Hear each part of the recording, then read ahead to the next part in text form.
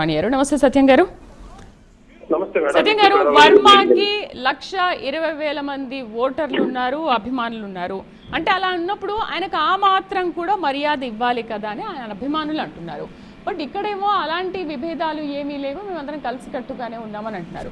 కలిసికట్టుగా ఉన్నప్పుడు అంటే వాళ్ళు మాత్రమే కలిసికట్టుగా ఉంటే ఈ పార్టీ కార్యకర్తల్లో ఈ కలిసికట్టుతత్వం అనేది ఉండాలి కదా.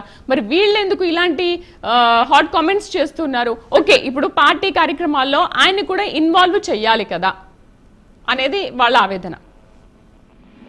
మేడం, మొట్టమొదట మోకా ఆనంద్ సాగర్ గారికి అభినందించాలి మేడం నేను. ఎందుకంటే తమ పార్టీ వర్మ గారు టీడీపీ పార్టీకి చెందినప్పటికీ బహుబాటం లేకుండా సీట్లు ఎన్నికలు చేస్తున్న తప్పు, దానివల్ల కూటమి కూర్చు దెబ్బతినేటట్టు ఉంది. పార్టీ అధినాయకుడు పవన్ కళ్యాణ్ గారు నియోజకవర్గంలోనే వర్మ ఇట్లా చేయడం తప్పు అని చాలా ముఖ్యంగా చెప్పారు. తర్వాత మీరు ఎవరైనా అడిగేటప్పుడు కొద్దిగా తటపటాయించారు, చెప్పడం మోగపడ్డారు. కానీ అక్కడ ఉన్న నలుగురిలో కూడా మోకా ఆనంద సాగర్ గారు చెప్పినట్టుగా ఈవెన్ గాది వెంకటేశ్వర గారు కూడా చెప్పలేకపోవడం చాలా దురదృష్టం. జనసేన పార్టీ అయ్యింది కూడా. ఇక్కడ వర్మ గారికి 1,20,000 ఓట్లు ఉన్నాయంటున్నారు కదా. 1,20,000 మంది ఓట్లు ఉంటే ఇవాళ ఎంతమంది వచ్చారండి? 100 మంది కూడా లేరు, అక్కడ 10 మంది కూడా లేరు. మరి 1,20,000 మంది ఓట్లు ఉంటే వర్మకి 2009లో ఎందుకు ఓడిపోయాడు? ఆయన 2019లో ఎందుకు ఓడిపోయాడు? ఇప్పుడు టీడీపీ 1983లో ఒకసారి పిఠాపురంలో నెగ్గిందండి.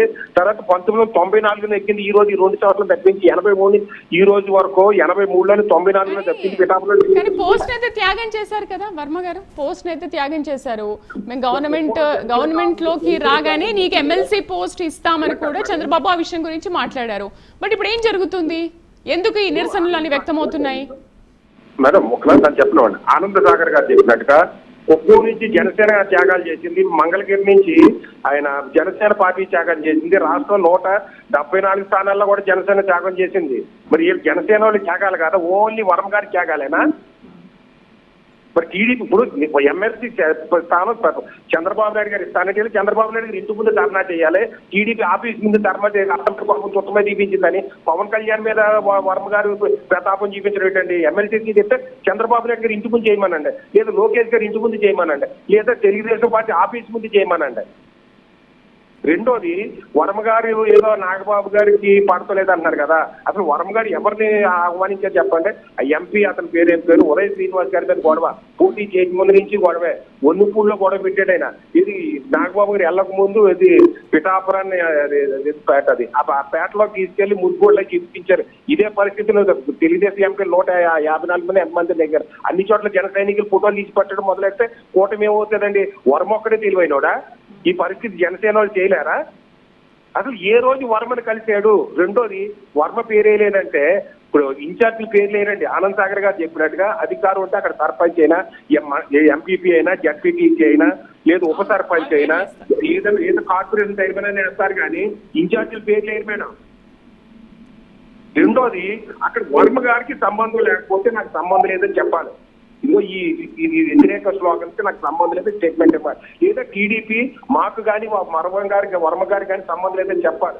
రాష్ట్రంలో అన్ని చోట్ల ప్రతి గొడవగా టీడీపీ అధినాయకుడు చంద్రబాబు నాయుడు గారు చెప్పాల్సిన అవసరం లేదు. కానీ పార్టీ అధినేత పవన్ కళ్యాణ్ గారు పోటీ చేసే కాన్స్టిట్యున్సీలో వెళ్ళి నాగబాబు గారు వాళ్ళ తమ్ముడు అన్నగారు పక్కన పెడదాం.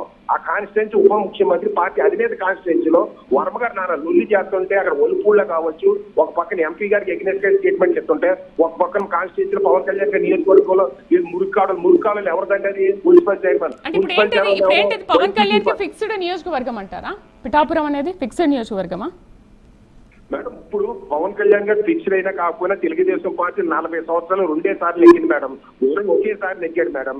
ఖచ్చితంగా పవన్ కళ్యాణ్ గారికి ఫిక్స్డ్ కాన్స్టిట్యున్సీ అవుతుంది. అది పొత్తున్నా లేకపోయినా ఫిక్స్డ్ అవుతుంది. ఉంటుంది లేదంటే తర్వాత వేరే డిబేట్ అండి. అది అక్కడ ఇష్యూ ఇది కాదు. ఒక పార్టీ అధినేత ప్రాతినిధ్యం వచ్చిన నియోజకవర్గంలో ఒక వర్మ అనే వ్యక్తి నా లొల్లి చేస్తుంటే, సత్యం గారు ఇక్కడ మరొక వర్షన్ ఏమని వినిపిస్తుందంటే ఆయనకు ఎమ్మెల్సీ పదవి గవర్నమెంట్ రాగానే ఇస్తామని చెప్పారు, ఇవ్వలేదు. అయితే ఇప్పుడు చంద్రబాబుకి ఇవ్వాలని ఉన్నా కూడా జనసేన కార్యకర్తలకి పవన్ కళ్యాణ్ కి కూడా ఇవ్వాలని లేదు కాబట్టి టీడీపీ నాయకులు ఇలాంటి నినాదాలు చేస్తున్నారు, నిరసనలు వ్యక్తం చేస్తున్నారు అనేది టీడీపీ కార్యకర్తల ఆరోపణ. ఇప్పుడు పవన్ కళ్యాణ్ గారు ఎన్నికల ముందు ఏమన్నారంటే మన పార్టీకి నెగ్గిన తర్వాత 33% వస్తే ప్రతి దాంట్లో వాటా అన్నారు. మరి చంద్రబాబు నాయుడు గారు ఇస్తున్నారా? 5%, 10% ఇస్తున్నారు. మరి ఎందుకు ఇవ్వడం లేదు? మరి పవన్ కళ్యాణ్ గారు కోరారు కదా. కాపులలో జనసేనలో ఉన్న కాపులకి 5% 10% ఇస్తున్నారు, 90% తెలుగుదేశంలో ఉన్న కాపులకి ఇస్తున్నారు. మరి ఇక్కడ న్యాయం చేయట్లేదు. ఇక్కడ పవన్ కళ్యాణ్ చెప్తే వర్మకి ఇచ్చేస్తారా?